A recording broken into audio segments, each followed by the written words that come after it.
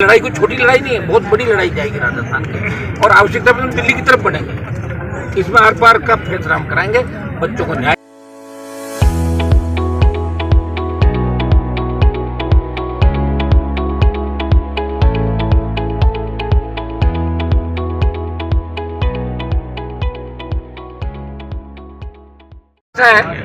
जो लोग कांग्रेस भारतीय जनता पार्टी के उनके बारे में नहीं कर सकता, उनको सिर्फ राज चाहिए। उनको पता है 5 साल बीजेपी से तंग आके लोग कांग्रेस को वोट देंगे, हमें सोनिया राहुल को खुश रखना, सीएम बन के आ जाएंगे। क्या मतलब राजस्थान की जनता गर्मी के लिए हम बैठे ना, हमें पता है 3 से 1 पे ले आए, 1 भी ले गए, फिर भी लड़ रहे हैं सड़क पे।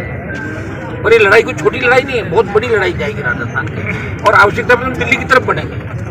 इसमें हर पार का फैसला हम कराएंगे, बच्चों को न्याय दिलाएंगे, आरपीएच को ठीक करेंगे। आपको पता है कि राजस्थान में जिस तरह एनकाउंटर की घटनाएं हुई, हनुमान बेनीवाल जहाँ भी बैठा उन्होंने एनकाउंटर को खुलवाया। आप हिस्ट्री को उठा के देख ले, पिछले से आज तक तो जो भी प्रयास किया उसमें सफलता मिली है। वही हमने बोल दिया भैया, तो ज्यादा हो तो गई। मैं तुम्हारे साथ हूँ बच्चों, लेकिन जिस तरह तुम एक तो क्या जितने भी संघर्ष करो तुम सारे एमएलए बनना चाहते हो, मत बनो। सारे माइक पकड़ने के बाद छोड़ते ही नहीं, पीटे नहीं, माइक पकड़ा तो आधे घंटे नहीं छोड़े। रुको मेरी बात, तुम्हारी पीटीआई का लिख तो रहा हूँ कि पीटीआई भर्ती भी ये सब लोग आए, पीटीआई भर्ती भी रद्द करें। ये सही है कि उनमें बाहर से डिग्रियां करवानी है सर, रद्द नहीं करनी।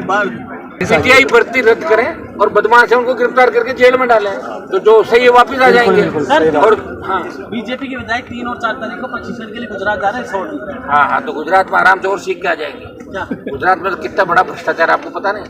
चलती मैं गाड़ी में चल रहा था और चलते चलते 50 रुपए का एक जना कह के वो ले गया पुलिस वाला, 50 रुपए ट्रक से निकाल दे। शराबबंदी गुजरात में, सारी दारू जारी हरियाणा से राजस्थान होती है गुजरात की स्थिति क्या आपको पता है? गुजरात मॉडल हो रहा है देश के अंदर सारा, तो गुजरात के व्यापारी देश में व्यापार करें, बाकी छुप गए बेचारे, आधों को पकड़ लिया, आधे वैसे चले गए। तो गुजरात जा रहे हैं तो और बच्चा कुछ और सीख के आ जाएंगे वहाँ से।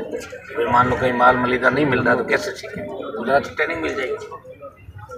आपको हमारे को जान पता नहीं, मुझे तो कोई धमकी तो मिली नहीं, लेकिन इस तरह की बातें आती है हमारे पास। कल किसी ने बात करी, मैंने कहा भाई हम लड़ते रहते हैं लोगों से, माफियाओं से, हार्डकोर अपराधियों से लड़ते हैं और हमारी लड़ाई का परिणाम हो कई को सही जगह भी पहुंचाया हमने, कई बदमाशों को। आगे भी हमारी जंग जारी रहेगी, लड़ेंगे आम आदमी गरीब आदमी से, लेकिन हमने कोई सुरक्षा की मांग सरकार से कभी नहीं की।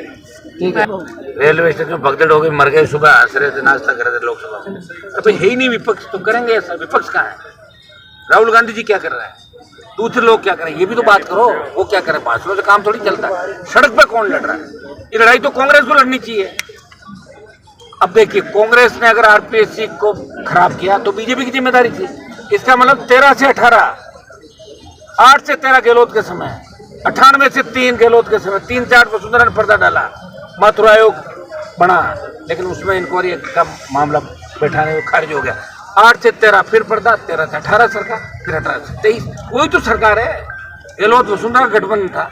अब भजनलाल जी को लाए तो भजनलाल जी नहीं जानते एकदम से। भाई किसी आदमी को नई दुकान भी कोई खोलता है तो दुकान जमने में समय लगता है। अभी कहाँ तो कहाँ, इनको पता ही नहीं कौन क्या कर रहा है। मैं कह रहा हूँ इनको कुछ भी पता नहीं, और भजनलाल जी कार्यकाल पूरा नहीं कर पाएंगे, ये मैं आपको बता दूँ। ये मुझे जो दिल्ली के अंदर में रहता हूँ, जिस तरह की बातें चीज़ें चलती हैं, तो ये अभी पता नहीं ना समझे से काम कर रहे हैं, क्या कर रहे हैं। लोगों को विरोध जो काम कर रहे हैं, लोग इनको नहीं देखना चाहते। भाजपा के विधायक भी खुश नहीं है। और ऐसा पहला मंत्रिमंडल हमने देखा, 2 सिक्के मंत्रियों की फौज एक सूत्री कार्यक्रम में लगी है कि माल कैसे बटोरे हैं, और नहीं तो कहीं नहीं मिला तो ऑफिस का फर्नीचर ही बेच दो, गाड़ी घोड़े बेच दो, लेकिन माल चाहिए हमारे को। बाद में मौका हर बीजेपी बढ़ के रख के पता नहीं मौका एक नहीं आया। भजनलाल जी पर्ची से बने, हमारा नंबर तो इसी में आया, तो मौका एक नहीं आया, मार दो चौका, ले पड़ो, कौन जांच करेगा, बाद में सरकार ही आएगी। तो इस तरह के हालात हैं।